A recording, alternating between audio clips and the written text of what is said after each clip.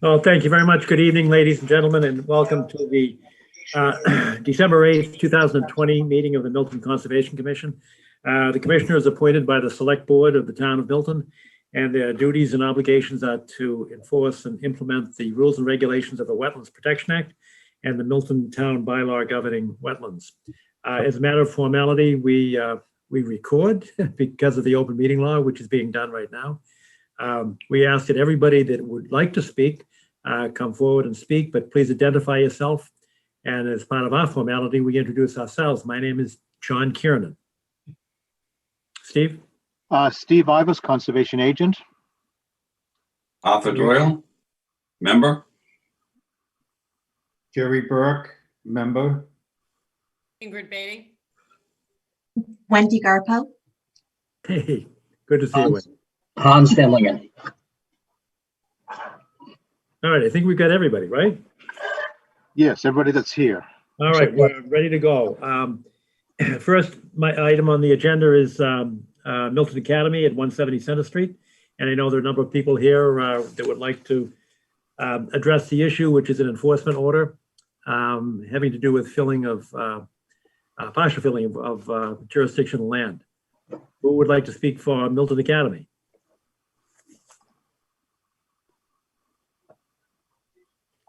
I think that's Ned, right? That's Ned. Yep. Am I unmuted? Yes, sir. Yes. Okay.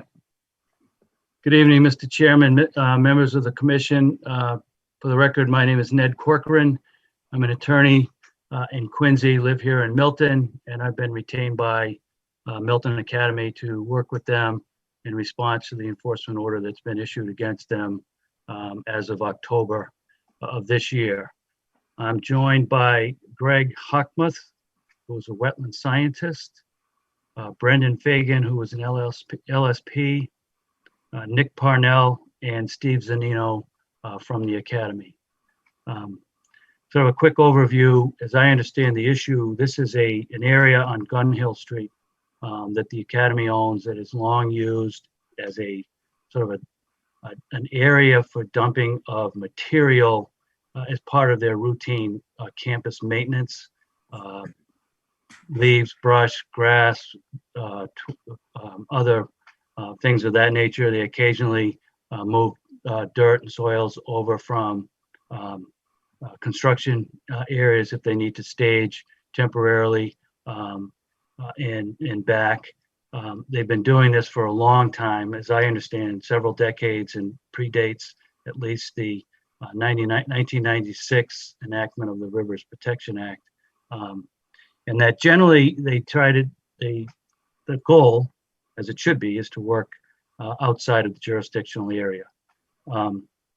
We understand that there have recently been some issues identified about potential for failure of some slope areas within jurisdictional areas that would be lead to some potential runoff into BVW and river. The Academy did not realize that the area was subject to the Rivers Protection Act, although it did understand that the area was subject to the Wetlands Protection Act.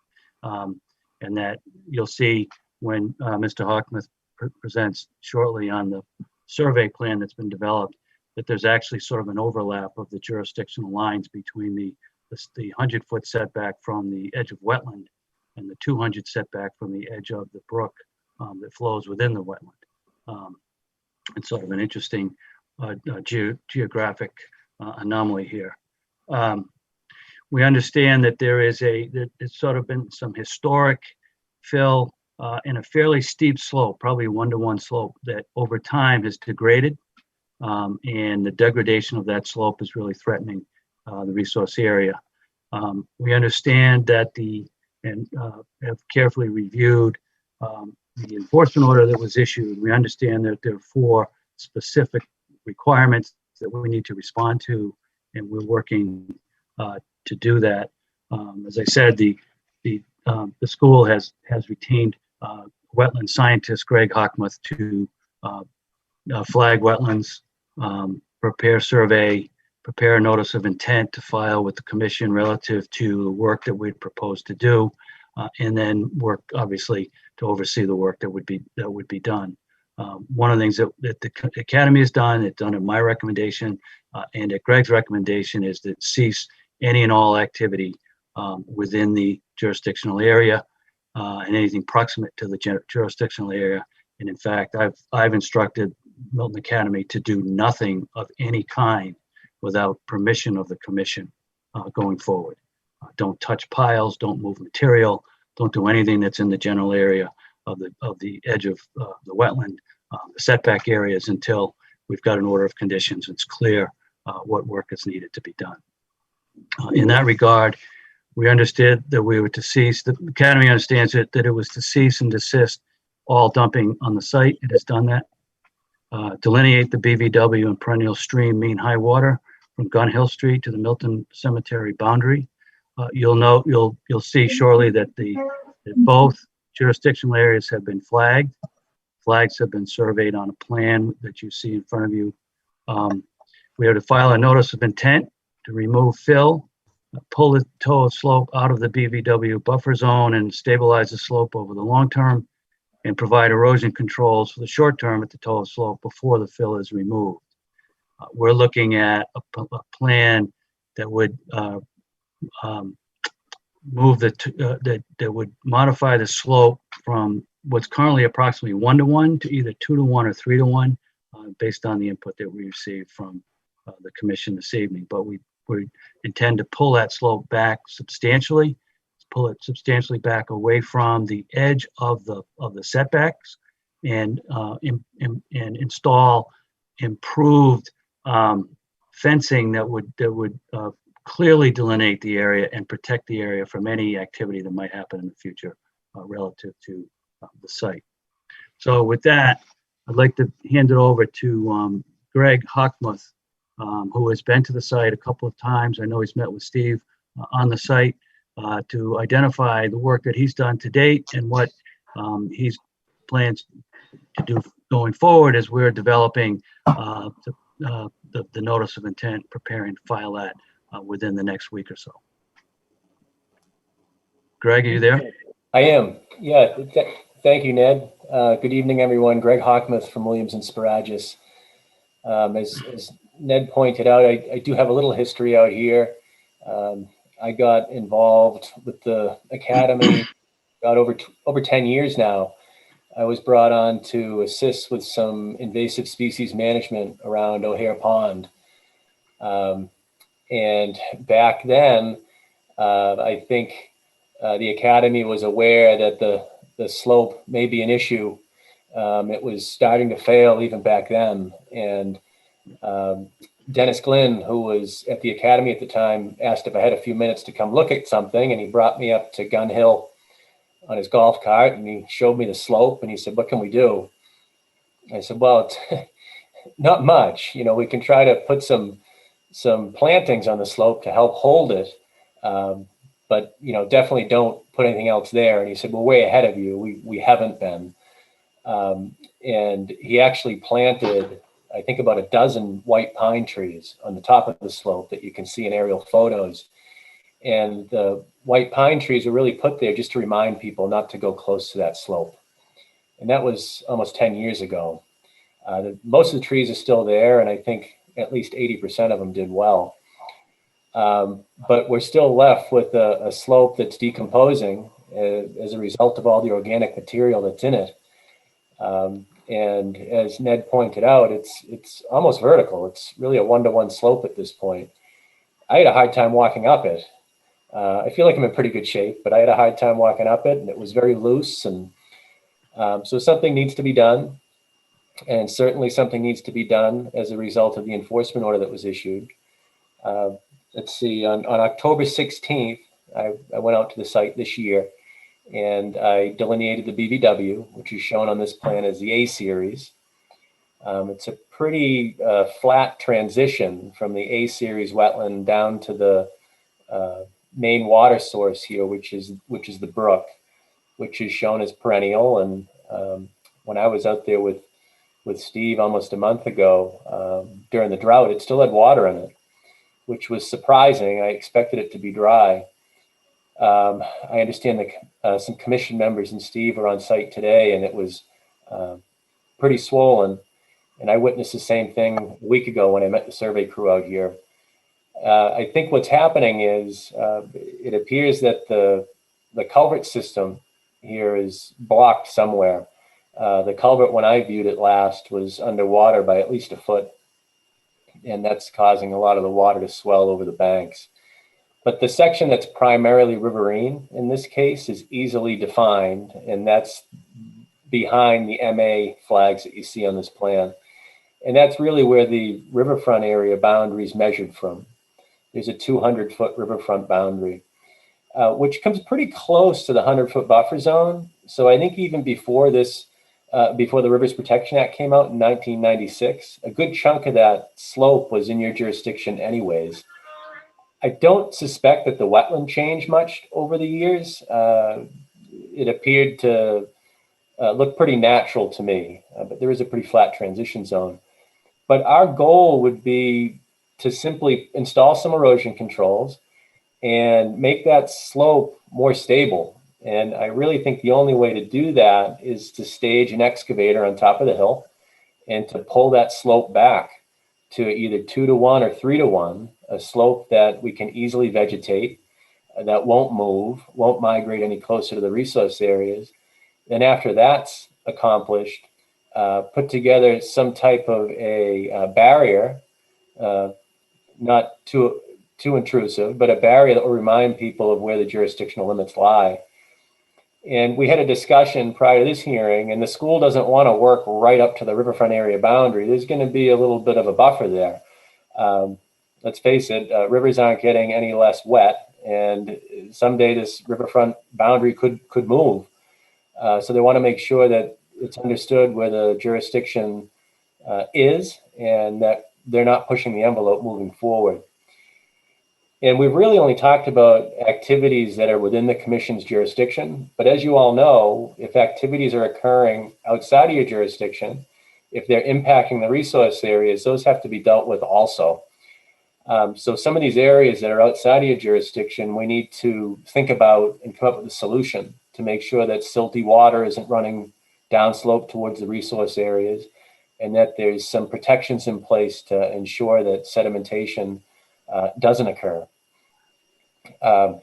So this is really a working draft. What you're seeing tonight is just an existing conditions plan. We wanted to show the commission some progress. The Academy has been pushing us to move on this, and unfortunately our schedule didn't allow us to jump right on it. But we were able to get the existing conditions plan done, and we're shooting for the next submittal deadline. And we're hoping to target a spring restoration effort. I don't think it makes sense to do anything out here this winter. The only thing we can do is make sure that nothing happens during the winter and into the spring. And we're hoping to work with the commission to permit a solution out here to stabilize the slope and come up with a clear understanding moving forward of what is allowed and where that activity is going to take place. So that's really it. I'd be happy to answer any questions the commission has. And you should be seeing something from us before your next filing deadline. Great. I have a question in terms of what you just said. I think I understood you to say that there'll be a sort of a phased approach, that even if you cannot begin the remediation project until the springtime, you can nevertheless proceed with stabilization of the slope now. Is that a fair statement?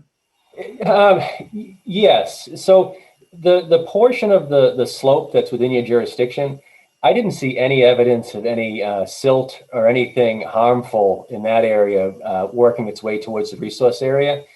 Although the slope itself is failing, there's nothing making its way to the actual wetland or even 25 feet from the wetland. But there is there's an area outside of the riverfront area boundary where there's some recent fill that's been moved around and an unstable slope that's up gradient. Yes, exactly where Steve's circling the little hand there. I saw some evidence of some sediment working its way down the slope. So the plan is to keep erosion controls in that area through the winter and into the spring, just to ensure that that slope doesn't move down towards the resource area. And then when the growing season starts, be able to tackle the bulk of the restoration effort so we can get plantings in, seed down, have it actually take. I think if we tried to do anything more than that now, we'd make a mess and create a potential problem through the winter and into the spring. Well, I understand that completely, but I've got sort of a related question, and that is, when the commission was out there on their initial site inspection in October, there were some trees, and we saw the fill surrounding the base. And I don't know how long it takes to kill a tree by doing that, but I do know that it will kill a tree. Yeah. And I'm wondering, do you see any need to save some of those trees in the near term as opposed to the far term? So unfortunately, I think the bulk of the trees that are growing out of that slope are already in trouble. And I fully suspect that once we start carefully removing some of that material from the base, we're going to find that the bulk of the tree below the current ground surface, I'll call it, is rotten. A lot of those trees appeared to be stressed. Our restoration plan is going to have a section that talks about keeping as much of the existing vegetation on site as possible. But I fully suspect once we start peeling away that material, the damage has already been done. Certainly any of the new material around some of the trees that are outside of the riverfront area, we may be able to save some of those. But the bulk of the ones that are in your jurisdiction are going to be in trouble.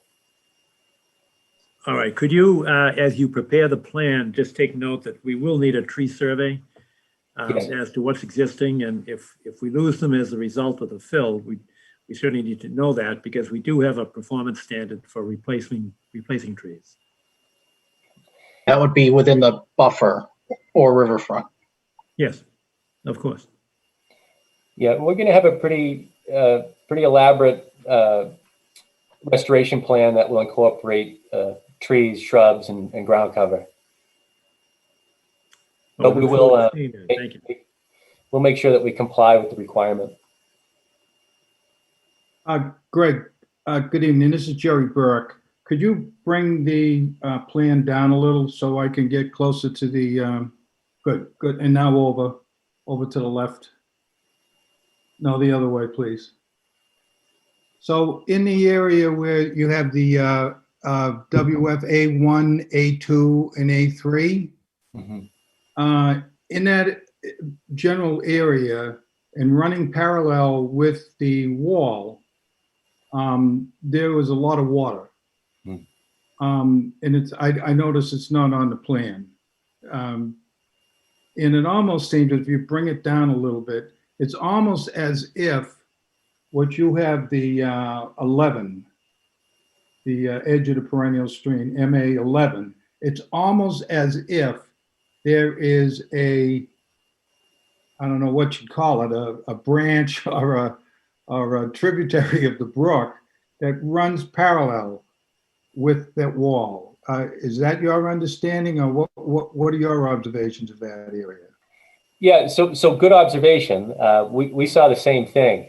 What you're seeing is a result of what I think is a clogged downstream drainage issue. The culvert going underneath the head wall that's along the property line there was underwater the last time I was on the site, and I suspect it must have been when you were there also. What you're seeing is really closer to bordering land subject to flooding. Although this isn't a mapped floodplain, there's clearly some flooding beyond the bank of the stream. When we determine the mean annual high water associated with the perennial stream, just because you see standing water up gradient or adjacent to the bank, it doesn't mean that it's riverine. It still has to be primarily riverine to be a river. I think what you're seeing is just flooding, and it's closer related to bordering land subject to flooding. But that wouldn't carry a 200-foot riverfront area from it. Well, Well, we don't really know one way or the other. Is that fair to say, Greg? No, we know for sure that the mean annual high water flags that you see here are the edge of where it's primarily riverine. Okay. And And let me add another fact for you, Greg. The upstream of the culvert was just about the same elevation as the pond, which is downstream. And the pond was pretty much full up. So my guess is that there may be a blockage downstream of the pond, which is again downstream of flag MA11 by a couple hundred feet. okay. So that entire system looks like it starts further down, the entire flooding system, perhaps. I'm just guessing. Looks like it starts a little bit further down, to me at least, Just today. for clarification purposes, when was this flagged? October 16th. Steve, And the cause of that flooding would be on Milton Cemetery property? Or Um, not? on Milton Cemetery property, perhaps. It might be in a culvert that is downstream, just downstream of the pond itself. The pond outlet may be flooded as well, Right. because the pond looked like it was at its height, almost flooding over. And in fact, there is a head wall there, and I found some debris that looked like it came up and over. There's a path between the stream and the pond, and there was some debris that looked like it was coming from upstream on the path before it got to the pond. So I don't know what the situation is, but the pond was a lot higher than it was earlier this year. That's for sure. John, as a related but distinct order of business, should the commission inform the cemetery of this situation? Oh, absolutely, yes. I think Steve said he's already talked to Chase about it. I have, and I Chase said, isn't the head of the cemetery. Okay. I did say to Chase today that I didn't see any branches occluding the culvert at MA11 or close to MA11. That's what I told him today, but there may be something further on downstream. One thing too I wanted to add is, the species that I observed between MA10 and A4, they're not species that you'd see growing in a river. Silky dogwood, glossy buckthorn, red maples, they like to have their feet wet, but they wouldn't grow in a river. And when you're flagging mean annual high, you're basically saying that everything below those flags is in the river. So it helps defend the argument that it's closer related to floodplain than a situation that's riverine. But just for further clarification, where did you do your data plots? Boy, that's a good question. I think it was in the vicinity of A8 and A7. But my notice of intent, or the notice of intent that's going to be submitted, will have the wetland field data forms, and I can flip through my field book. I think I have it right here. That's okay, as long as it's in the NOI application, that'll be fine. Greg, a couple more questions, if I may. With respect to the extent of the full material area that's within the 200 feet, which is on our jurisdiction, that is all artificial fill, is it not? It's accumulated over the years as a result of dumping landscape material and so on and so forth. Is that fair to say? Oh, Greg, are you able to answer that? Well, not yet. Okay. I think I would assume you're correct, but I can't say with 100% assurance if that's the case. okay, and I just have to ask, because I've only been on 14 months or so, but isn't it more appropriate to remove all of it and bring back the original contour that's found on the left and the right of that mounding area? Well, so remember though, the Rivers Protection Act came out in 1996. So based on the little bit of research that we've done so far, it appears that this activity was occurring before 1996. So the riverfront area didn't exist then. And there's a lot of areas like this that now are within riverfront area. So the activity, I don't want to say it's grandfathered because, you know, technically it would be a violation. But the fact that they haven't added to it in a long, long time. What's your reference for saying it started before 96? Well, I want to be careful because I've just looked at some historic aerials and they're a little grainy. But Yeah, Google Earth doesn't look like there's any disturbance in there for 1996. So I found a photo from 1995 that showed it looked like a boat or something parked up in that area. And we're going to get a lot of this history in our notice of intent. That's why I want to be careful what I say tonight, because I want to make sure that it's accurate. But we're going to go through that investigation and try to determine how long this has actually been happening. Sure. I'm happy to see that it's not in the 25-foot no disturb zone. I think that's great news. And the buffer zone, it's not a no disturb zone. So I think, you know, if somebody was coming to the commission today and they said they wanted to do this, I think they'd have a hard time permitting that activity when they clearly have other options. But we just want to go back through and look at the timeline, try to figure out when this happened, and just give the commission all the information that they need to make an informed decision. But we just don't have all that data tonight to share with you. But do you have any? Greg, one last question, if I may. With respect to that secondary area that might impact the buffer zone, these mounds of dirt that are pretty close to the 200 foot, in addressing what you mentioned, do you intend to remove those mounds of? Yeah, I don't know what the plan is at this time to share with the commission, but we'll make sure that when we do file the notice of intent, that we'll be able to address some of those questions. Thank you. So just two quick things, I'm sorry. Do you have any initial estimates of the approximate volume? I don't, but it looks small in the plan, but that's a pretty big area. And it's, you know, and one thing I wanted to point out too, is we're going to have an LSP on standby to observe the restoration effort in case we find something that we didn't intend to find. We don't expect to, but we're going to include that as part of our restoration plan. So as part of that plan, I think we're going to make sure to ask that you identify where the ultimate disposition of the material is, if it's staying within the property or if it's leaving the property. If it is leaving the property, we just want to make sure we understand where it's going and that you have some chain of custody associated with that. Of course. So, I mean, it's good that you've retained an LSP for that purpose. Yep.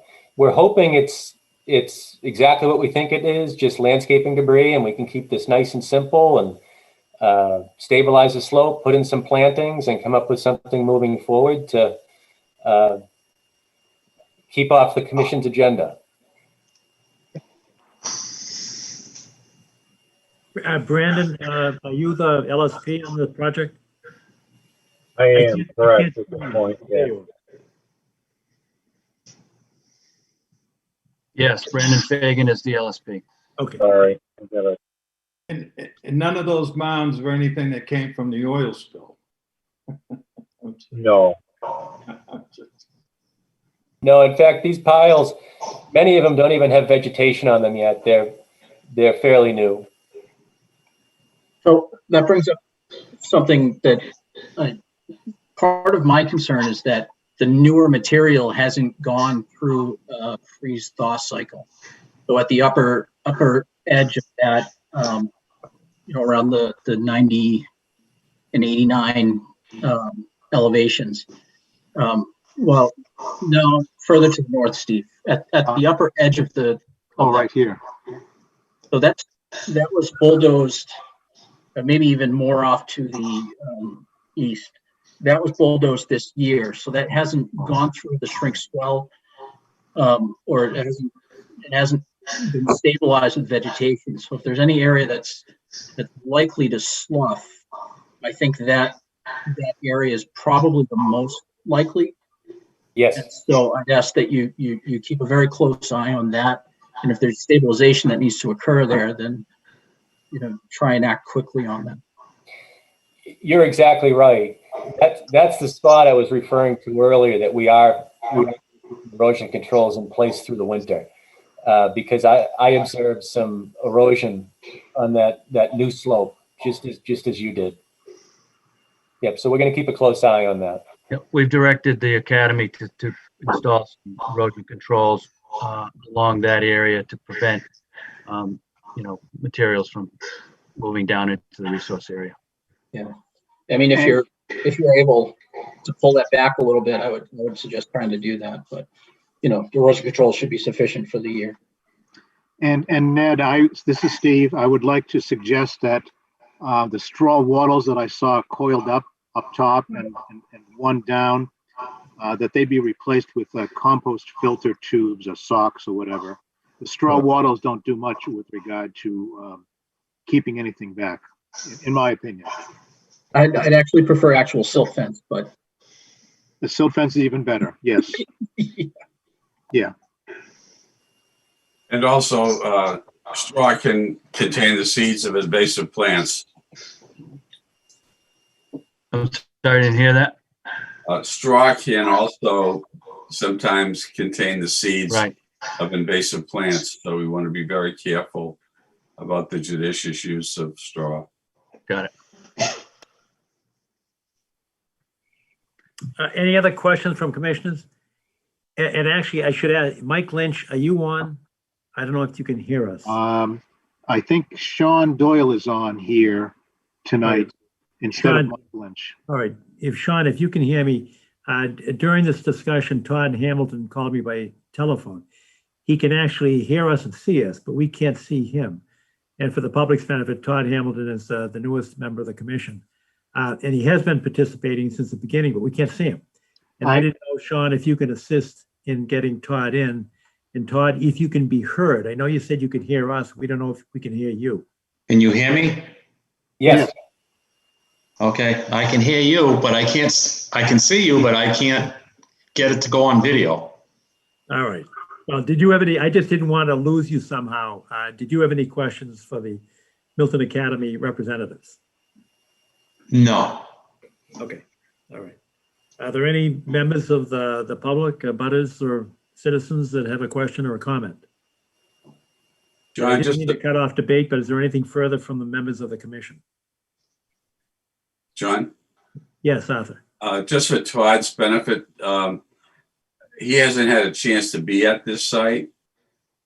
So if maybe Steve could show Todd where the riverbank is, where the river is, and then the delineated areas from that. Sure, and he can coordinate that with Ned to make sure everybody's comfortable. Okay, good. Thank you. Steve, he can check with Steve. Steve and I can coordinate that. Sure, happy to do that. So Ned, can you give us a guesstimate as to when you'll get the notice of intent in? we expect within the next couple of weeks. We're shooting to have it in so that we could start a hearing for your January meeting. And we know that there's notices and posting and all that. When do you know, have you set dates for 2021 yet? Yes, we have. I think it's the 19th of January. Am I correct, Steve? Yes. Okay. 19th of January is our next meeting. We'll have filed comfortably for that hearing. Perfect. So we look forward to that. Thank you very much, Ned, John, Greg, and Brandon and everyone. And Nick, I didn't mean to, I can't see you, but I know you're out there somewhere. I know, I know, here I am. John, Yes. would it be fair to ask for some sort of weekly inspection? It doesn't have to be anything formal, but just an email saying that we took a look at it, things look good, there's nothing going on there until that NOI can get filed. Are you talking about by us, that is Steve, or are you talking about by Milton Academy? I'm asking if the folks at Milton Academy would be willing to do that, just to make sure that, we don't get surprised by something. Since, the request has been that they stop using it, can we just get some assurance that maybe someone get eyes on it on a fairly regular basis, just to make sure it's not going anywhere? Ned, can you accommodate that request? Yes, we can get sort of a periodic update to Steve. Yeah, it doesn't have to be anything crazy. Yeah. Just hey, we checked on it. Everything's still good. Yeah, the Academy needs to do that in any event, so we can provide some sort of an update. Okay. Particularly that right-hand side. Hans and I couldn't even get up there with several attempts when we were in the area. The good thing is that the ground is freezing now, Yeah. which will work to our effort, but the advice given is good. Yeah, and one of the things you've asked for, and we've said that we were working on installation of filter tubes, things of that nature. Once those are installed, we can take some photographs and get those to Steve. So did I hear correctly that if we install trenched silt fence, that would be adequate? That would actually be my preference. I would agree with that, Hans. Yes. Okay, well, we'll make that happen. Yeah, I'm not a fan of the silt socks or filter tubes. I guess I'm old school in that way. No, it's helpful. That's helpful to know your preference. There's no sense in doing something that doesn't work in your eyes. So, However, the silt fence has to be dug in, of course. Yes. Yep. So you need a little ditch witch or something to help dig it in. just like Nick's here. We want to do that soon, given ground conditions. Correct. Right. All right, I think we're good to continue this matter until the January 19th meeting, and we look forward to seeing your notice of intent. John, just for process perspective, will the notice of intent be a new filing commencing a new hearing, or would that be done in the context of the existing hearing? It's a new filing. The new filing with a new hearing? Yes. Okay. John, do we have approval to install temporary measures pre-notice of intent to stabilize the slope at this point? Yes. Yes. We're doing that outside of the jurisdictional area. We don't intend to touch the jurisdictional area until after there's a notice of intent, until after the order of conditions. Right. That'll work. That's the area that we're talking about. That is, and Right. that is non-jurisdictional. So Correct. Oh, But okay. it will protect the jurisdictional area, obviously, but we don't intend to touch any of the jurisdictional area until we've got an order of conditions. sounds like a good plan. Thank you Okay. all. Great. Thank you very much. Thank you. Thank you. Yep. Thank you. Good night. Thank you. Next on the agenda, number 2 is order of conditions at 113 Woodland Road. This is actually a superseding order of conditions.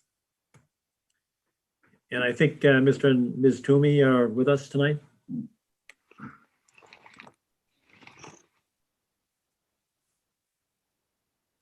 We can't hear you. We are, sorry, we just unmuted. Sorry about that. Can you hear us now? Yeah. Yes, we can. Thank you very much.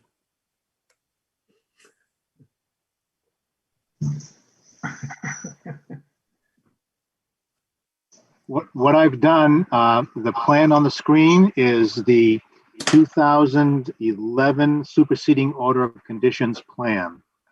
I also have the as-built plan, which is a little bit different, but I can show you a little bit later.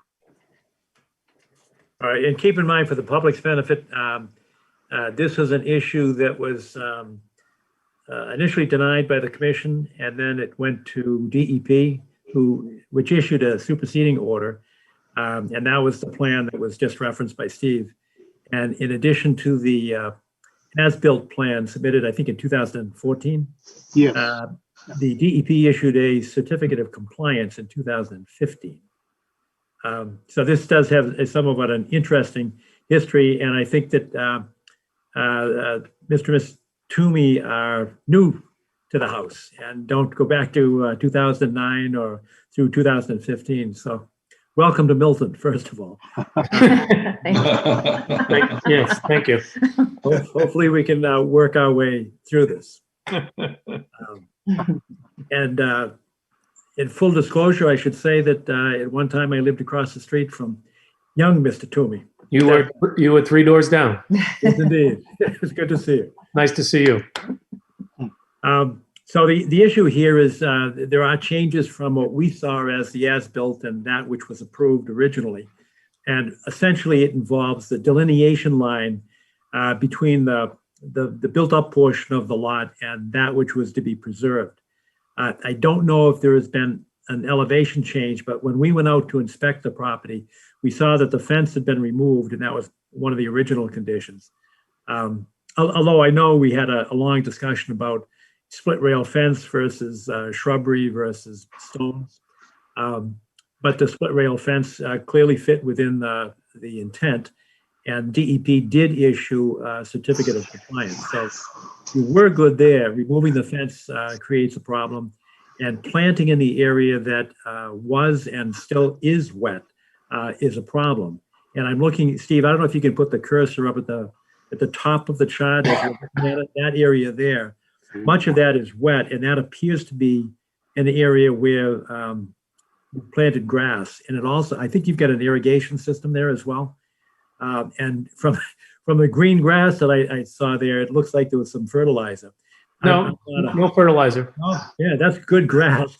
Yeah. No, that was my house to plant grass.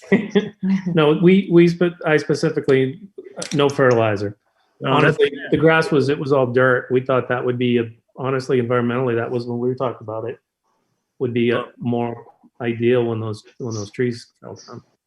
It certainly looked very green, and I didn't see any weeds. Yeah. In any event, that's where we are. We're trying to get you to restore the property to the originally intended conditions, and some of that relates to the land, and again, that area that Steve had his cursor on, which would be on the top half of what we're looking at, in back of your house. What I would say in back of you, furthest from the Woodland Road area. And we did have a discussion at a public meeting, and I know you were not there, so sorry you didn't hear the discussion, but essentially, I think there was a consensus that we'd like to see it return to its natural state. And I know there are others on the commission that have much better appreciation for, some of the wildflowers and woodland plants. I think you've got some options there that would make us happy, and I think would make you happy as well. Yeah, we're willing to, I mean, if, in terms of those types of suggestions, tell us. All right, I think when we were on site, and I can't see you, Wendy, but I thought you had some ideas when we were on site in terms of what would be an appropriate wildflower mix or whatever could be used to plant there. John, I think we had been talking about just our usual list of shrubs that we like seeing in wet areas, like high bush blueberries and red twig dogwood.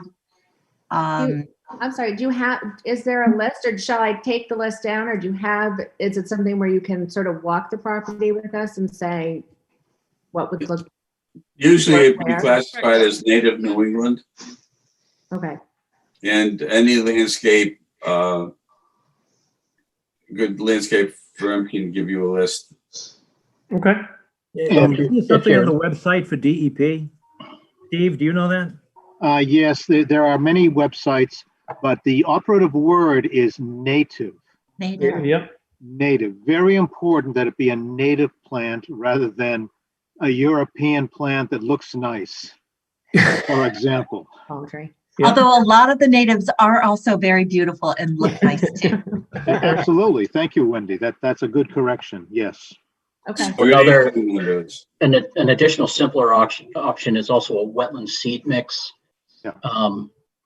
I believe even the local nurseries will carry some of that, Okay. or be able to get it for you. All right.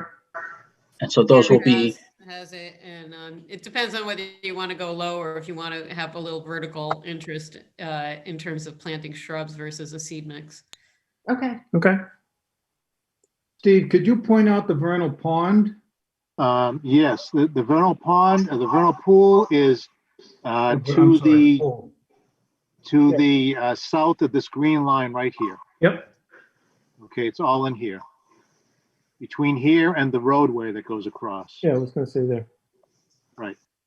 Okay. And the blue line is the wetland. Is a wetland line here, and then there's another wetland here. Obviously, a big, good-sized wetland here. You can also contact me for sources and materials. By the way, Okay. John and Stephanie, right? Yes. Sure. Yeah. And John and Stephanie, just from a historical perspective, the controversy some, whatever, 11 or 12 years ago, was the vernal pool. And the split on the commission was whether or not there should be any building allowed at all, because the Milton Town bylaw prohibits any alteration or disturbance within 100 feet of a vernal pool. Yep. And so that line is essentially where the fence line was. That's why it was put there. And Gotcha. the split on the authority, you just heard, I think, the Milton Academy discussion. Yeah. And one of the things that Ned Cochran, their attorney, pointed out was that there are occasions when things that are outside of our jurisdiction are still impacted by events that are inside. Yeah, sure. So that was the split in the commission back, but both the Superior Court and DEP said, no, you can build the property as long as it's back more than 100 feet from the vernal pool. Yep. That's the sensitive area, and that's why everybody's paying such close attention. That's No, and honestly, John, frankly, that's one of the reasons we moved in. I mean, we like having that kind of protection in that space. And knowing you know where I grew up, it's nice to have that kind of privacy, right? So this is fine. We want to. You tell us what the intention was simply just to, as opposed to the dirt, which really was what it was just we thought grass was preferable to the dirt. fair enough. Could you come up and it's not a planting season now anyway, but if you could come up with a plan for us as to what your landscape desire would be, and as long as you keep it within the native category, I think everybody can be made happy by this. I appreciate that. We'll definitely do that. Should we give that to Steve, or to give that directly to the commission, or how would we do that? If you get it to Steve or Kathy Bowen. Oh, okay. Yeah, Kathy, we know. Oh, good. Okay. If you submit it to her, then we'll get it, because she's always there. Steve is only there periodically, but Kathy will make sure that we all get copies of it. Good. That would be very helpful to us. If the sooner you get it, the sooner we can approve it. I'm sure you won't be able to do any planting until the springtime. But we can move it right along without delay. Perfect. And I'm certainly available at your convenience for questions. All right. Thanks, Steve. I appreciate that. Okay. Certainly. Any other questions from commissioners?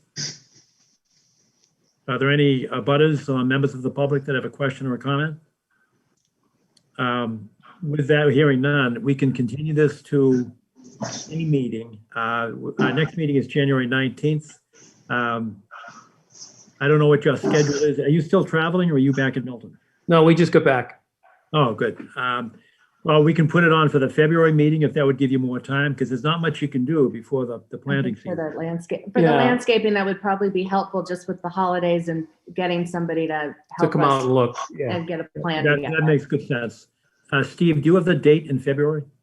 We don't have a date yet, actually. But it's most likely second Tuesday in February. Okay. Yeah, we generally try to put it on for the second Tuesday, but you can check the website and you'll get the particular date from the website. And we can contact you anyways. If you submit the plan, we'll get back to you and confirm the date of the hearing. Perfect. All right, great. Any other questions from commissioners? Hearing none, then we'll talk to you in February. Thank you very much. Oh, thanks for Sounds everything. good. Thank All you. right. Hey, and on a side, please say hello to your daughter Jess for me, would you? Oh, I will indeed. Thanks, John. Thank you. Bye-bye. Bye. Okay. Next on the agenda is number 3, enforcement order at 33 Lincoln Street. Let's see. Yep, Pete and Amy's here for 33 Lincoln Street. Hello. Hi, good evening. Thank you very much for joining us. This is, we began this discussion, I think, at our last meeting, and the issue was, whose problem is it? Is it DPW? Is it yours? And where did the tree fall? And how did the debris get into on the town side of the fence? And Steve, I think you have had occasion to speak with a number of people. Can you get us up to date as to who says what? Well, yes, Chase Berkeley, DPW head, said there's not a problem with the town removing the tree from the stream. Okay, and that's about all I've done so far. I haven't talked to the next door neighbor with regard to their insurance. Okay, but the way we left it, we're trying to figure out who was going to do what. And Right, so the town is willing to take the tree. That's in the brook or across the brook, correct? Yes, that's correct. All right, but we'd still like to get the debris out of the bank area. Exactly. On land. And the issue is whose problem is it? If it's not DPW, if it originated in a neighbor's land, then it might be the labor. If it originated in this homeowner's land, then it might be their problem to get it out. But can you go back and tell us which tree fell down? Was it your neighbor's tree? So it was my neighbor's tree fell, and then it hit one of the town tree and fell to my yard. So I cut them up and put it over the fence. All right. So why don't we do this? Because I think we had a similar conversation. But my suggestion would be that if Steve, you could get back out and talk to the neighbor, because it's my understanding that it's where the tree fell from that would create the responsibility to remove the debris. Because whoever the responsible person is, private person, they should work in concert with DPW. Because DPW is going to be in there anyway, getting the tree out of the stream. I don't want to come back. And we might be able to do it, coordinate efforts and get somebody to assist in getting the remaining debris out of essentially the town land, which is abutting the stream. How about this? I just talked to my wife here. We're willing to clean up the debris behind the fence. So you guys, I basically don't want to come back here like every single month, so just to talk over and over again. I'm willing to clean it up. If DPW is saying that they are willing to take care of the spruce tree, the fallen tree, and I'm okay with it. It sounds like we have a good plan. Now, I don't know what's spruce and what's pine, but what I heard Steve say was it's the tree that's in the brook that the DPW is going to take out. No, I think it is the big tree. It's the big tree that fell. It's inside the brook. That one I cannot take care of. Correct. Right, that's the spruce tree. In fact, there's another smaller tree. I'm not sure what it is. That I believe the spruce tree took down. Yeah. That was in the brook. I saw that today. I'm sorry, I don't have my photos up and showing you here. But there's another smaller tree there too in the brook. It's probably a 6-inch DBH tree. Okay. But the DPW should have no trouble taking that one as well. Okay. Yep. Yeah, that's my impression. All right. Well, it sounds like we can conclude this amicably, that if DPW takes trees out of the brook and you take the debris on the town side of the fence, Yeah. we're done. Everybody's happy, so we're done. That's a good thing. Are there any questions or comments from commissioners? I hear none. Are there any comments or questions or suggestions from members of the public? Hearing none. Steve, will you coordinate so that all parties know what the left hand knows what the right hand is doing? Yes. And set up a date. And Steve, do you know how to get in touch with Steve? No. Steve, what's the best way to contact you? Best way to contact me is probably office phone. Okay. You folks have a pencil or pen? Yep. 781. Yep. 659. Yep. 1690. How's that? Sounds good. Okay. And that's Steve Ivas. Okay. V as in Victor, A-S, last name. Okay. That's great. Thank you very much for your courtesy and cooperation. Thank No, you. Thank you for your time. All right, good night. Wonderful. Thanks. Next on the agenda is informational. This is Donovan Field. This is the Milton National Little League. Okay. Mark, good evening. Thanks for your patience. Good evening. How are you? Good, thank you. Good.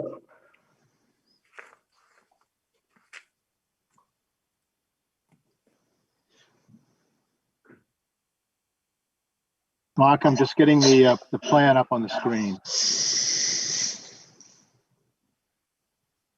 And I see Jim DeSalle here as well, right?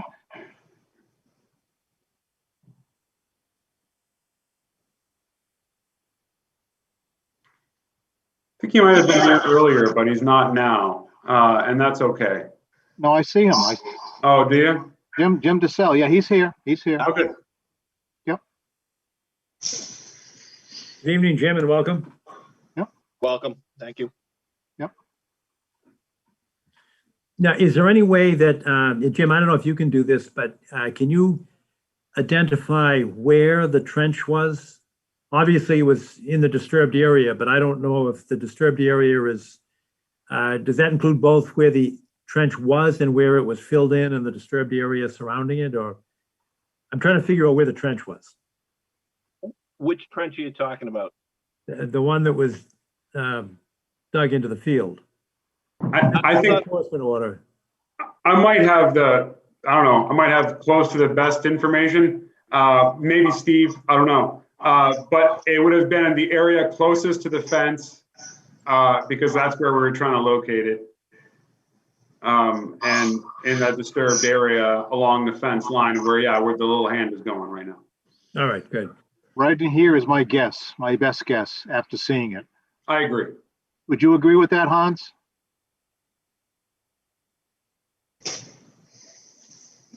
I'm not sure. Okay. I know that's certainly the ballpark area, and I'll tell you what my concern is that both Hans and Steve said that when they looked into the trench itself, they saw hydric soil. So I'm trying to figure out whether or not the wetland lines, the delineation lines actually match up. Because your wetland scientist has drawn lines, and I just want to make sure that it's consistent with what Hans saw and what Steve Ivas saw. You follow what I'm saying? This is Jim DeSalle again. I know that Art Allen, who did the wetland delineation, did a soil test inside and outside. You can see them by those two blue circles. Yes. That indicate where the hydric soils are, which is inside the wetlands he has, and the one that's to the left of wetland flag B3, if I'm looking from, exactly where the hand is, that was non-hydric soils. So knowing Art, I'm pretty confident where he's calling the wetlands in that area. Art Allen from Ecotech? Yes. Okay. But Jim, do you understand what I'm saying? That and if the other one, and I'm looking at and we're all looking at this thing sideways. Yeah. The lower blue dot. Yep. If that's hydric soil there, and that's where the trench was, and everybody's consistent. You follow? But I don't think the trench was there. I believe what they did was they dug roughly somewhere in that where it says 30 plus or minus where the hand is now, and they pushed the material into the quote unquote wetlands. I would agree with that, Jim. Yeah. But So, if that's because where they wanted the sign is actually closer to the fence. So I'm assuming they put the spoils into the wetlands. But if what Steve saw inside the trench and what Hans saw inside the trench was evidence of hydric soils, then that would be inconsistent with the current line. So what Art might have identified is the layer that was placed on top of the hydric soils. So it might not have quite been classified as hydric because of the layer over on top of it. I mean, that's why I'm seeing the MYR. Yeah, so the fill over the hydric. Right. Or he didn't want to go into the disturbed area because it was all mixed together. Yeah. So, it's almost impossible once you go into the filled area or the disturbed area to figure out where the hydric soils were at what time, if it's been mixed up. It's sort of like going into a percolation test pit once it's been filled. Same But thing. being familiar with the area, I think that, on the, what is it? Where the flags go around the fence is accurate. There's probably additional wetlands. Well, yeah, I see wetland flag A4. But yes, there's a whole series of wetlands here. This is the top of the Yeah, that's where that sort of slopes drop. Depression is. Yeah. Exactly. And then you've got the brook over here. Yep. Okay. So yeah, I think that may actually be accurate, based on what I've seen in the past. And I went out there, Hans, and took a look right at this area. And this does not go over all the way. There's no doubt in my mind. This is correct. This area is certainly correct, and the rest of it's all correct. Yep. My only question was this line right here. That's all, right? From B3 to B4. That was the only question. What do you mean question, Steve? Well, there's no way to determine the location of this line at the present moment because of this disturbed area. That's all. It's all mixed up. Yeah, you send the same wetland scientist out there in the spring to look at the same line, and they scratch their head, and maybe they shift it 2 feet one way or another. But I mean, I think it's semantics at this point. Right, I agree. So right. I'm happy to. As long as you two are comfortable, because what I did not want is to have an inconsistent delineation by Ecotech, inconsistent with the two of you. But from what you're saying, it appears to be that you're comfortable with this line. I am. Yes, and and for I other am. members of the commission, and Mark, for your benefit, we often look at the lines, but usually you can see something when you make the observation, whether it's a indentation of spongy soil or growth of different fauna. There are lots of ways to determine it, but this is a field, so I think we're going to have to end up deferring to, in this case, Ecotech and Hans and Steve, or at least I'm comfortable deferring to them. The rest of the commission is as well. I've been there. Hans has been there. Steve's been there. Wendy, I think you've been there as well. Yes. Yes, Yes, she I has. have. Okay. Are you comfortable with this line? I'm comfortable as long as Steve and Hans are comfortable. Okay. All right. What about the others? I know Jerry had to drop off, but Arthur, Ingrid? I defer to Hans and Steve. Ingrid? I think I was she's muted. I actually don't recall, so I can't comment. I'm sorry. No, my question is, do you want to see it? Because, usually to confirm a wetland line, you take a look at it. I've been there, so I don't need to go back to see it because it's not a whole lot to look at. It's a field.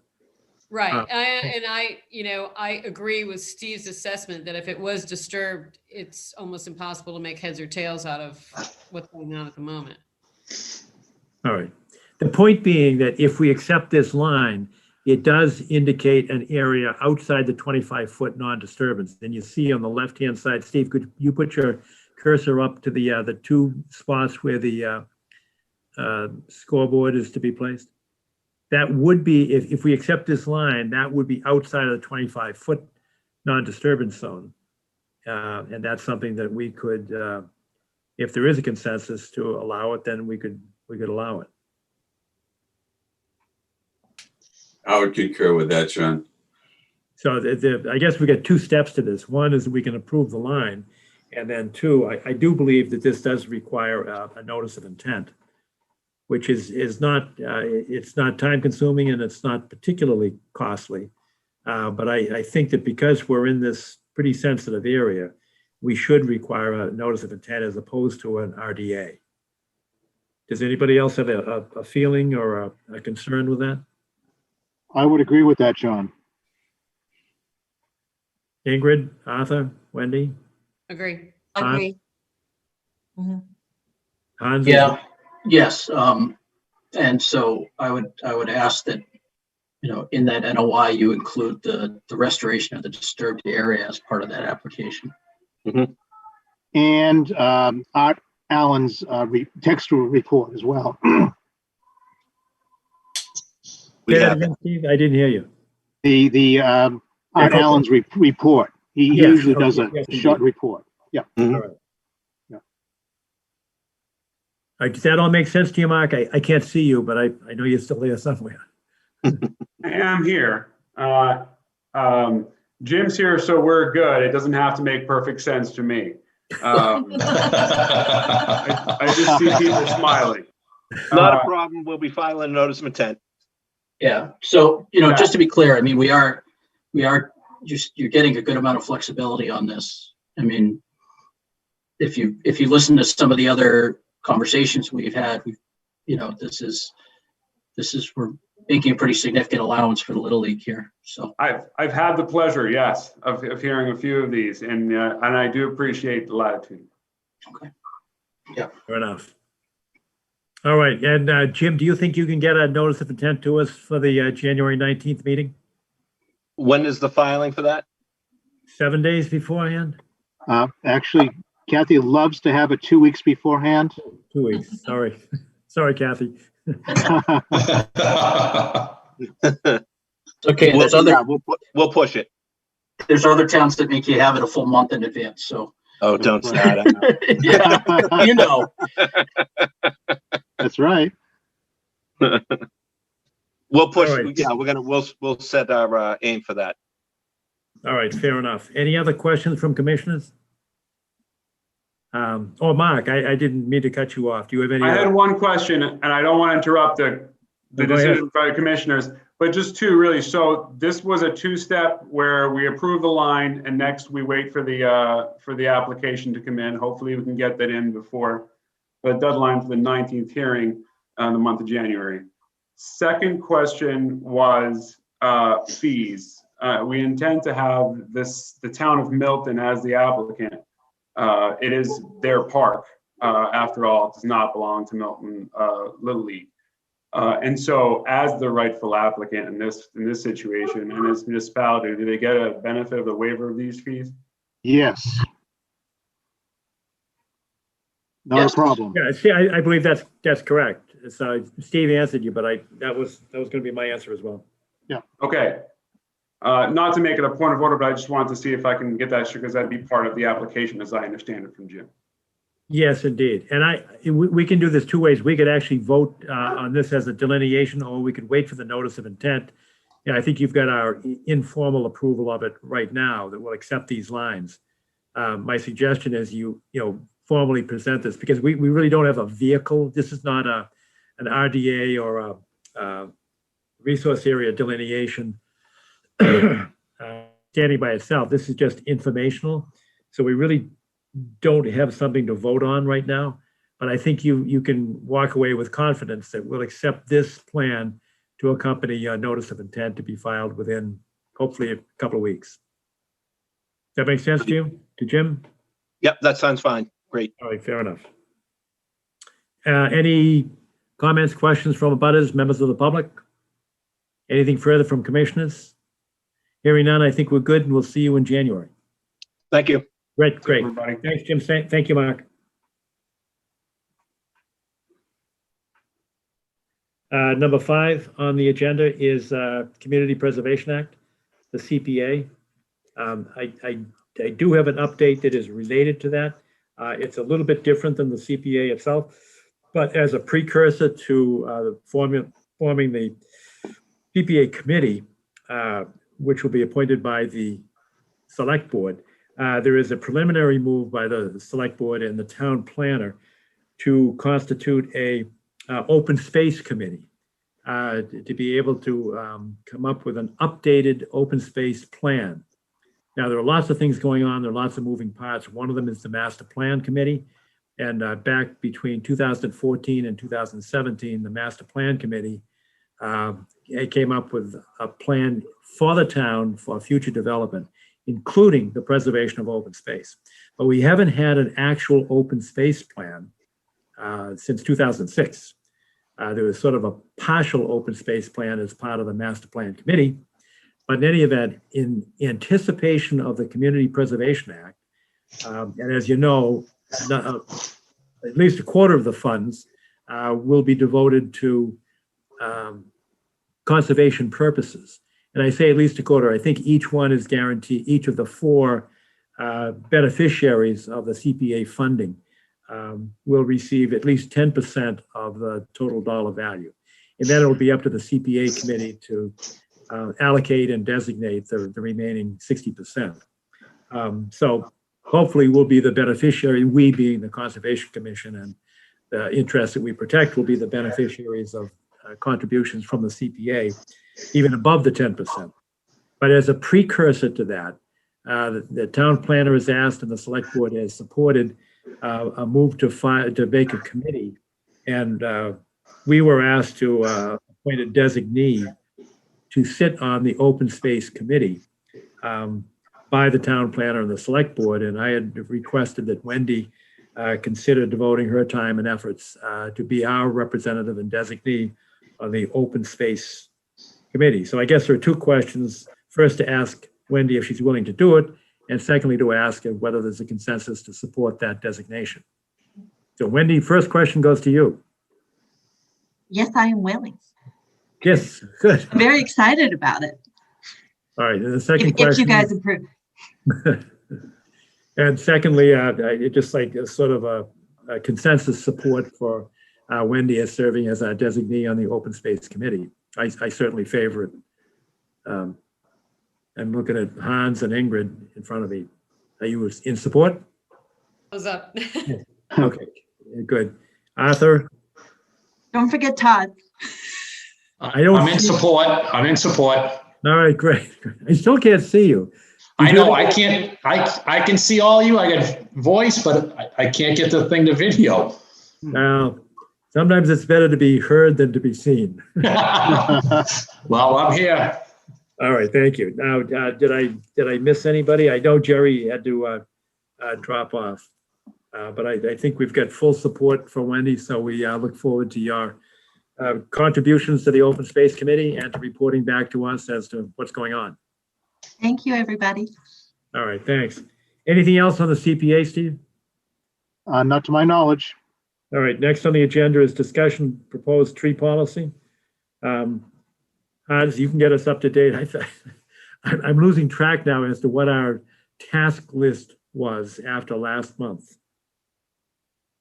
He was going to bring it past the goalposts, right, Hans?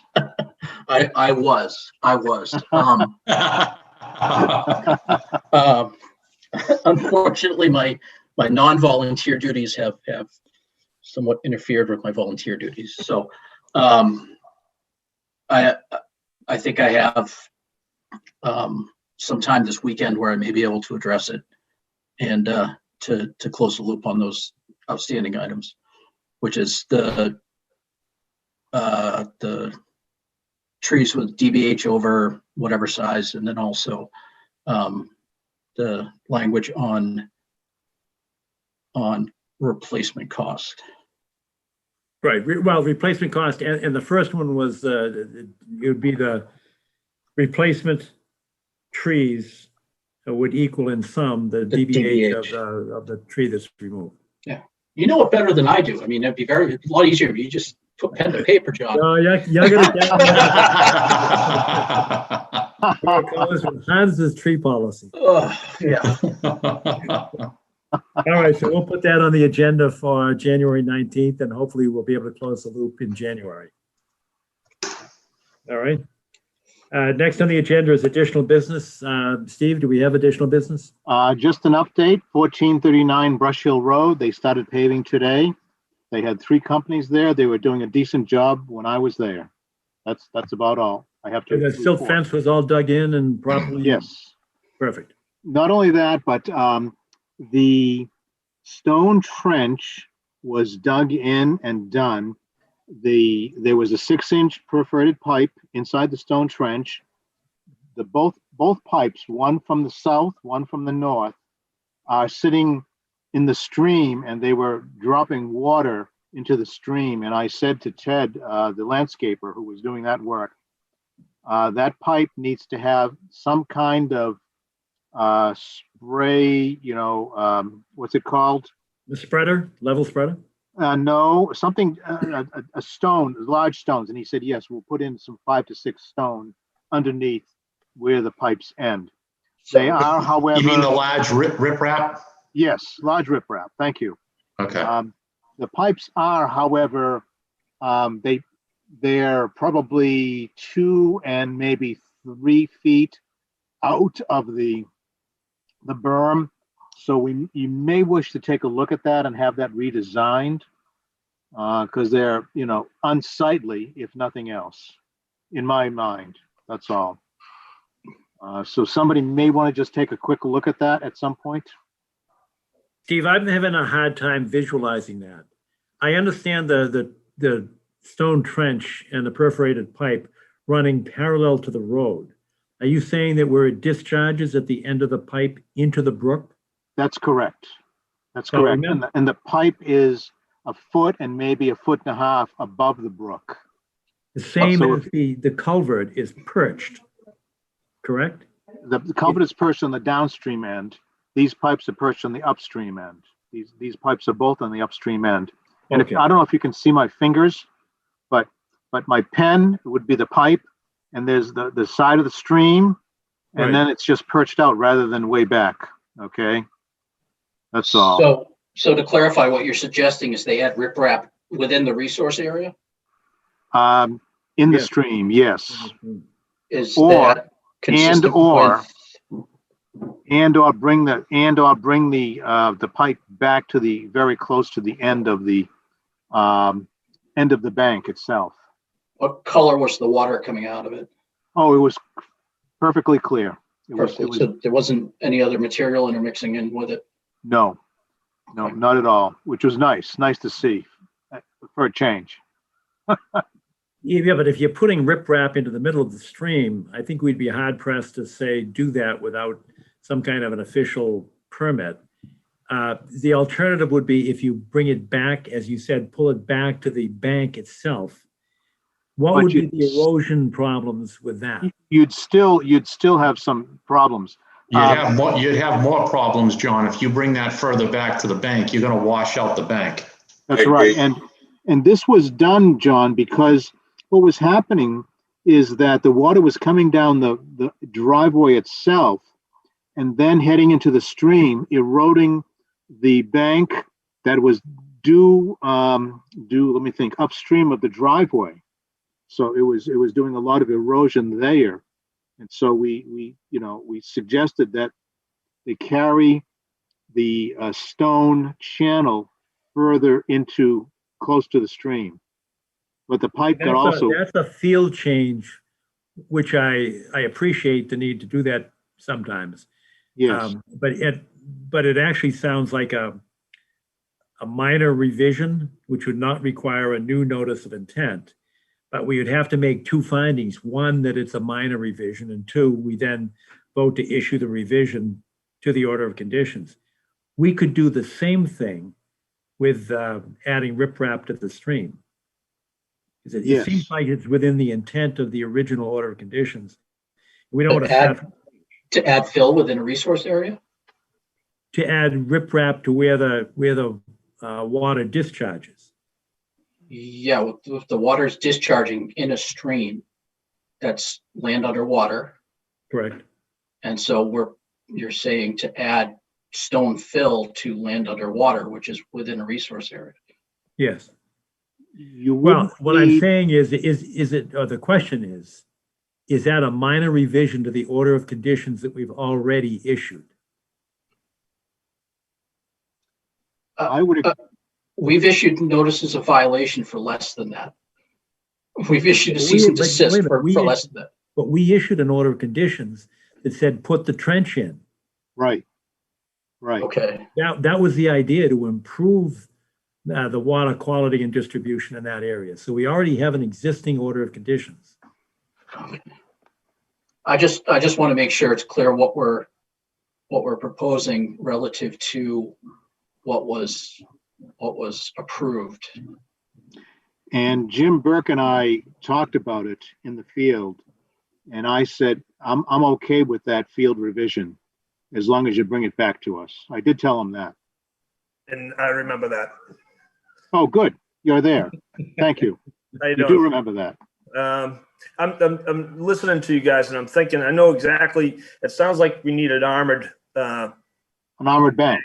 and I'm thinking, not like small stone. I'm thinking, 6-inch plus, 6 to 12-inch sharp angled riprap. Right. Exactly. And, I agree with that. Right. and it's just a short little run. I mean, a short little 3-foot run. Yep. Maybe we put down some fabric, to hold the fines in place, and then just chink in some heavy rock that will dissipate the flow and bring it down to the stream bed. I think that's a good idea, Jim. Yep. And then you could, tomorrow when I'm heading in, and Steve, thank you for running this job for me. But I'll think of something. It won't be wide. I'm thinking, I don't know, make it started at a foot wide at the top and put it 3 feet wide at the bottom, and run it for 3 feet. That's all you need, really. It's a really short run. Short run. Rather than the pipe in the middle of the stream just drop in the water. And by the way, they told me today that as soon as they put the pipe in, it was working. Yeah, which was a good thing. Yeah, the water is also coming out of the stone below the pipe as well. Just to let you know. Which is a good thing too. Yeah, that's actually. I'm not surprised with the soil up there. Right. There's a lot of water running, and in fact, that little stream that's on the other side of the brook, going up the hill, halfway up the hill to the house. Yes, I was running today as well, which that's the first time I've ever seen it running. All right. Well, like I said, I'll take a peek at that tomorrow, and I'll follow up with Steve with a quick little sketch specific to that location, and we can talk about it further. Right. Hans, I want to make sure you're comfortable with this approach, because keep in mind we already issued the order of conditions, including the trench. What's happened is that the trench has been extended because it was discharging water onto the roadway. Right. And then going into the bank, it was causing a problem of eroding the bank. So that's why I suggested this might be the appropriate way to fix that problem without starting from scratch. Yeah, but I want to make understood. sure you're comfortable with this, because I'm not turning a blind eye to putting rocks into a stream. Well, so I was just saying the words out loud to make sure we understood what we're proposing. So, I just wanted to make sure it was clear that. Yeah. I guess Hans, the other solution might be to. So I don't have a problem with it if it's working and it's appropriate. I just wanted to make sure that it was clear what's being proposed, that we're not downplaying that we are putting fill in a resource area, which if it's in the best interest of the resource area, it's appropriate. But right. I just want to make sure that it's clear what we're proposing. I agree with you, and we have to make a decision that it is a minor revision to the existing order of conditions. Yeah. If it's not, then they simply start over and file another notice of intent. Yeah, I'm just playing devil's advocate. That's fine. That's perfect. That's good. Thank you. That's all. Appreciate it. Yep. All right. So Jim Burke, y'all have a plan for us with that revision? Yeah, I wouldn't call it a plan. I'd call it like a sketch. Make a sketch plan. How's that? Yeah, and I can come up with something that I think would solve it. The other solution is bringing the water down to the same elevation as the stream, where you put a T in and And Yes. that just it calls for a little bit more excavation, possible little hydraulic backup if the stream's flowing full. But I mean, I think the riprap's probably the easiest solution. It's just kind of a remove and replace of material so that fine material doesn't wash downstream. Right. Good. Thanks, Jim. Appreciate it. Wendy, any thoughts or questions? No, thank you though. Anybody, Ingrid, I can't see you, but I'm good. you good? Arthur, you good? I think this is as close to a natural solution as we can get. So I'm supportive. Good, okay. All right, then we look forward to seeing your sketch plan, Jim, and we'll put this on the agenda for January 19th. Is it possible to maybe just to keep the construction going, to maybe get a field approval from Steve? You mean If I can two submit the votes, sketch, I can submit the sketch to everybody and then just kind of keep. Well, we can't. We need two votes. One, that it's not a significant revision, and two, we have to then vote to accept it as a revision. Both of those need to be public notice, and it's not. We're in additional business here today, so we can't vote on that right now. But John, wouldn't it be better to get the riprap in there before we get more storms or rain or whatever, so you don't have washout before the next meeting? I'm with Todd. I guess we have that responsibility anyway from the current order of conditions. We have to make sure that doesn't happen. So if I end up putting the riprap in a temporary fashion to make sure that slope remains stabilized and it ends up being permanent after January 19th, so be it. Does that make sense? It actually does, because we can't vote on it now because of public meeting law. But if it's temporary right now, and then you can apply for a revision as being an insignificant change. And the choice would be whether to make it permanent, keep it as permanent, or have you take it out. And I think that makes sense. Okay. That's a cool looking cat. Thank you, Jim. This is Tuna. Love Zoom meetings. I've tried to keep him out, but I don't even bother anymore. He's very persistent. Are you guys all done? Yes. Can I talk about Sandy Will real quick? Yes. Are you guys all set? That's actually additional business. I don't know if you had that on, Steve, but we should address that. Yes. Okay, sure, go ahead. Yep. Jim, you're on. Oh, okay. I'm just looking for a certificate of compliance. I'm hoping that I talked to Kathy. I delivered the original bond, had an embossed stamp, and dropped off some plans. And I'm hoping that we're good to go for certificate of compliance so Sandy can close on Friday.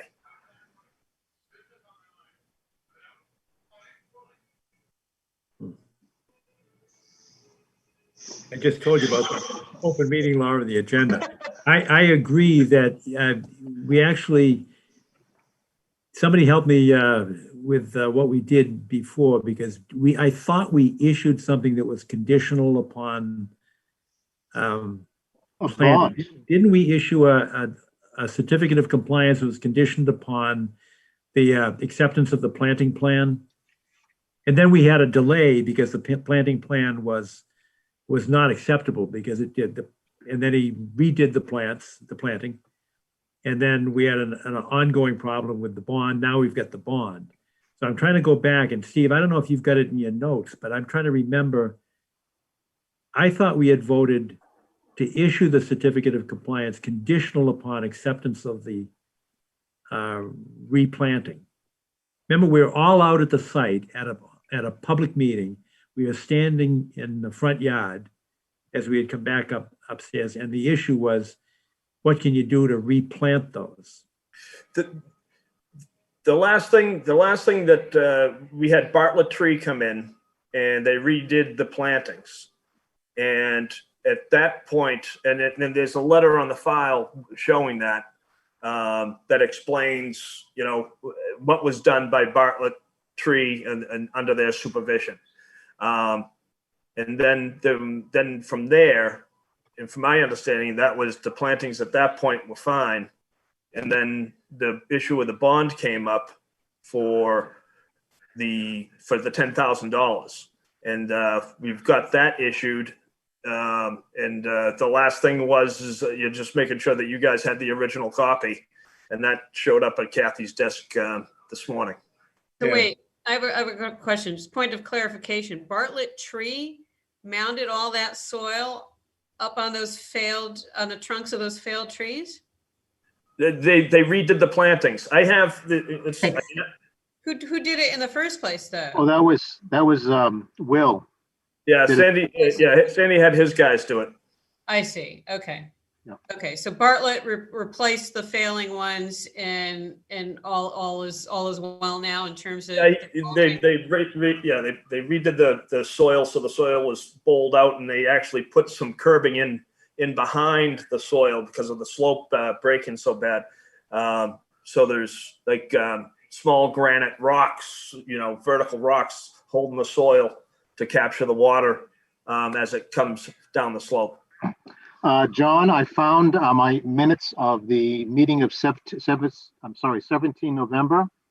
A motion was made to issue the certificate of compliance by AD Arthur Doyle, seconded by Hans, with the condition of a $10,000 payment to ensure planting success in 2 years.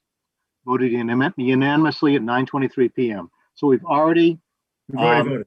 issued and voted and issued. We're good to go, Jim. Yes. Okay, great. The bond, I've seen a copy of it, and I appreciate you delivered the original.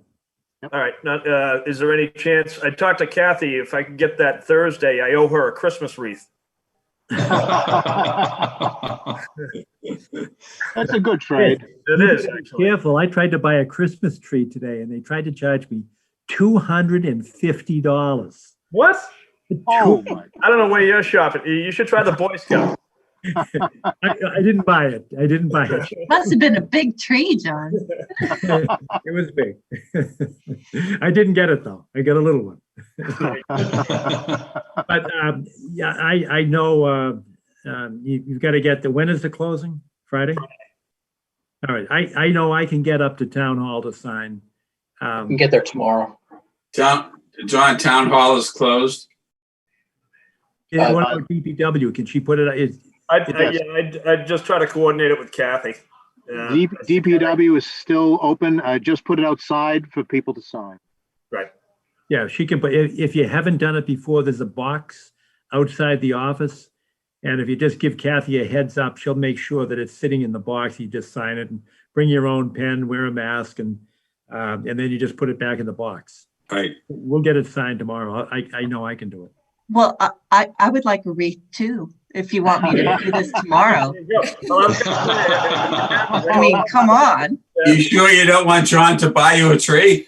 Not a $250 tree. I don't think it's going to fit in my place. I've never heard of that. It wasn't that big. That was the shocker. Oh my God. I was dumbfounded. Look, $60. Wow, that's nice. Very pretty. The place we go to hasn't gone up in price in 8 years. All right. Well, listen, I appreciate it. All the work that you guys put in and helping me out. So Merry Christmas and same to you, Jim. Thank you. Enjoy the holidays, guys. Take All care. right. Thanks, Jim. Bye. We're the same without you, Jam. See you guys. All right. I don't have any other additional business. Steve, anybody? Anybody You're on else? the sidewalk for later this month. For what? 2 dates, December 21 or 22. Where would you like to walk? 7-Eleven Randolph Ave. Oh, yes. Oh, you're right. I'm sorry, but if I intend to go, Arthur, if you'd like to go, that's great. Everybody is invited to it. However, if we do it and there's a quorum, we have to notice it as a public meeting. Public meeting, right? Which we can do. I think that's what we should do. Okay. All right, because DEP is going to be there. The applicants and their representatives are going to be there. And I just saw it on my email. What time is it? I know it's the 21st, which is a Monday. Your email, Hans, right? Earlier What time? today? What's that? Hans, Say this was again? the email from you earlier today? I responded to, Yeah, that's what I meant. I'm sorry. I didn't get the email. So what time is it on the 21st? I don't think there's a time. Oh, 10 a.m. 10 What is a.m. it? I think they're, 10 a.m. on Monday, the 21st? yeah, that's what, well, 21st or 22nd. I don't think. there No, was a- no, it's now confirmed. Oh, okay. Brian Levy wrote and said, that's why I asked about the time. Okay. Because it's confirmed for the 21st, which is the Monday. Let me just double Okay. check. Okay.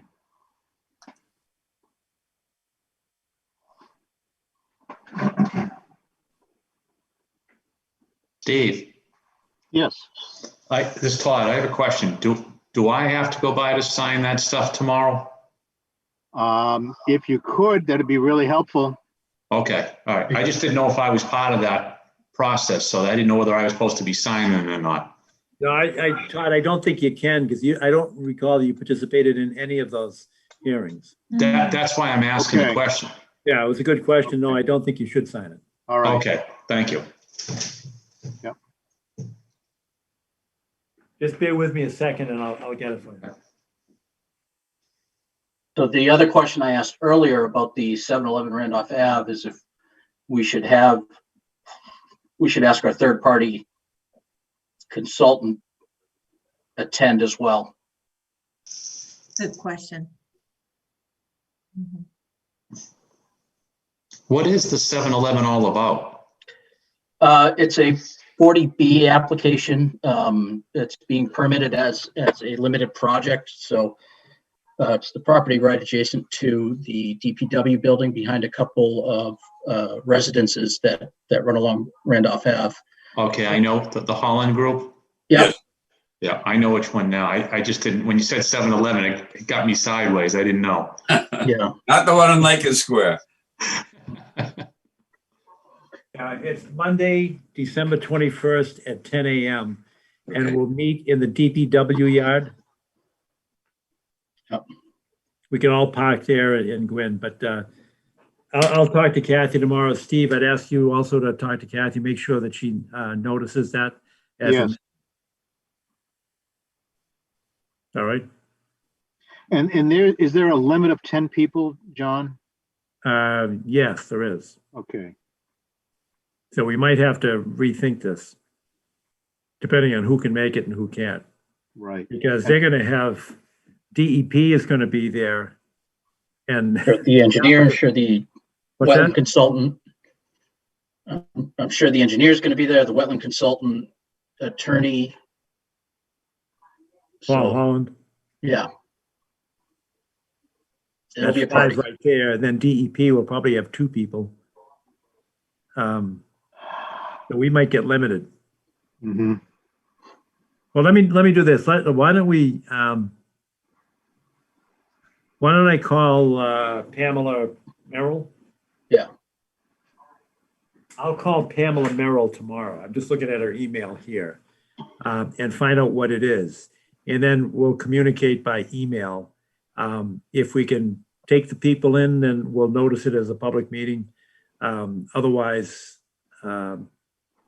we can figure out who among us can go. I would very definitely like to be present because I actually testified at the trial. It's an administrative hearing. It wasn't a jury trial on this issue and the position of the Conservation Commission. And then wrote the language of the report that in our denial, supporting our denial. And if you haven't seen it, it's essentially, it states that we had insufficient information to grant the permit, and that is a recognized and sufficient basis, if they agree that it was insufficient, but it's a recognized basis to deny a permit under the Wetlands Protection Act. And their refusal to give us a hydrology report, I cited as being the problem, the primary problem. Also, the alternatives analysis of their refusal to give us the flow rate differential between a pier-supported concrete plank bridge and the abutment type culvert bridge that they have. So in any event, so I think you should stay tuned. I'll talk to Pamela Merrill tomorrow in terms of the numbers and then write an email to everybody. Done. All right, but save the date anyway, the 21st. Okay. Do we have anything else? John, I had a quick question, if I may. Are we going to take a look at the intersection improvements at Adams Street and Quantum Street because of the brook being in proximity? I know it's a state project. I haven't seen anything about that. That's what Jerry was concerned about? Correct. The Algerine corner? Oh, that's a separate one altogether. I thought it was tied to that. Shouldn't that come in as a notice of intent? I thought maybe there was something, but I haven't seen anything. I did get a copy of some paperwork that we had on the select board meeting and a presentation from the Beta Group.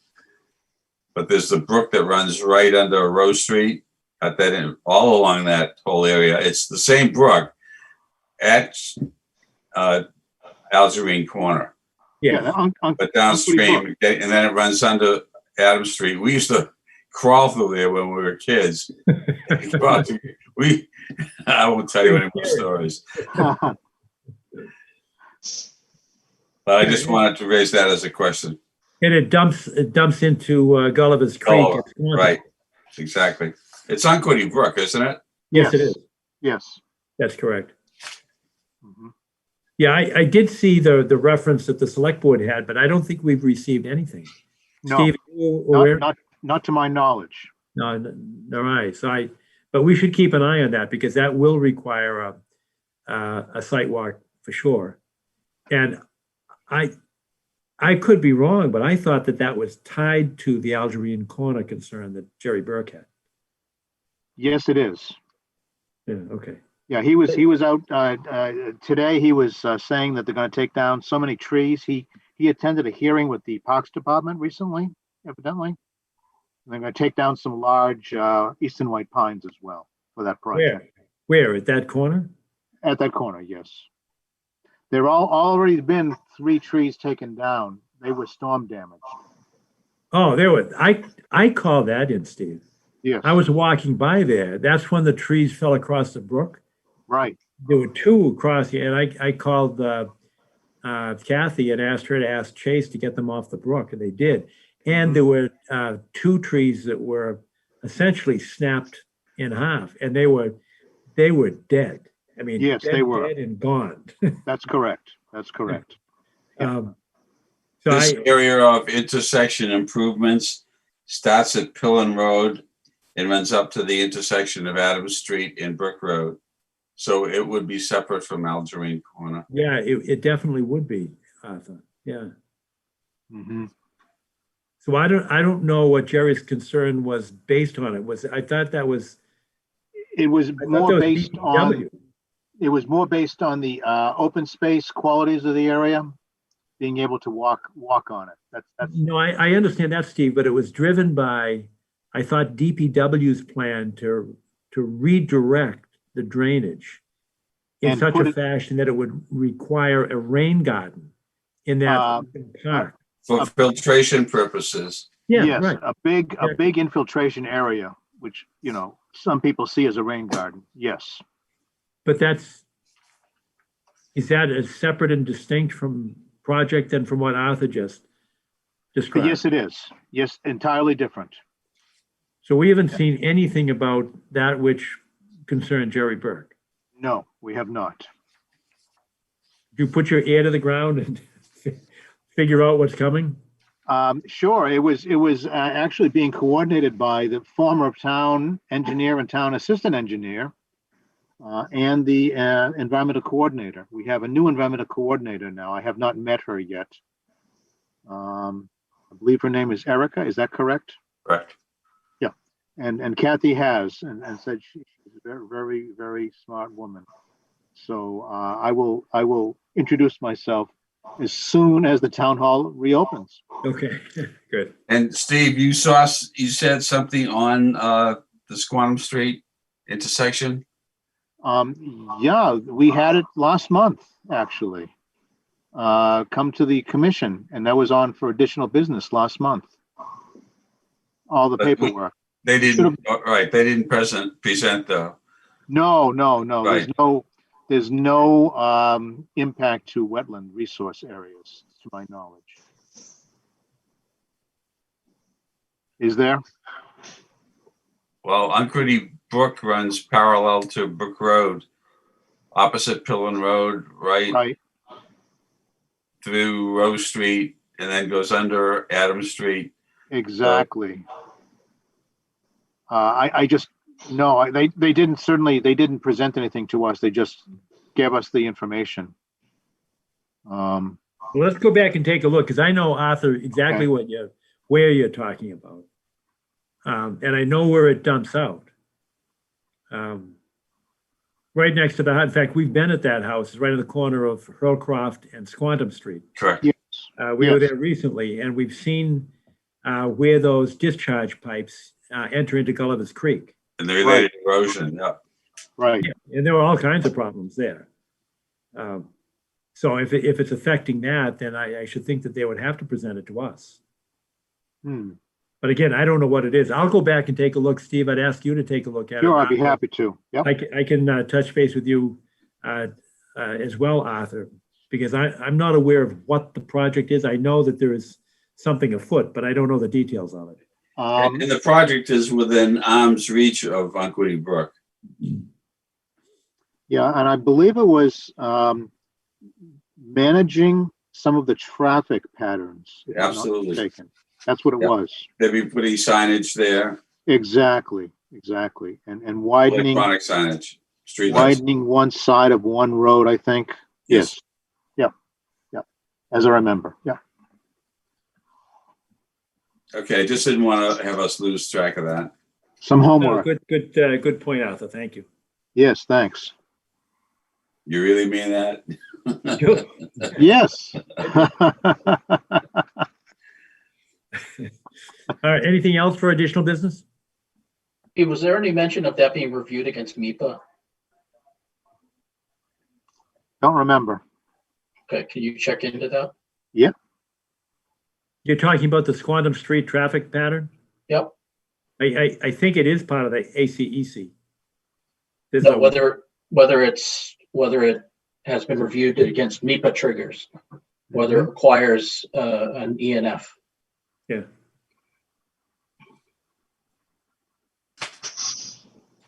Sure. Can do. Any other additional business? Going once, twice, three times? Hearing none, is there a motion to adjourn? Second. There's got to be a second there somewhere. Second. Wendy's got her hand going. All right, thank you all. Any discussion? Hearing none, all in favor, say aye. Aye. Aye. Aye. All right. Good night, all. Thanks all. Bye.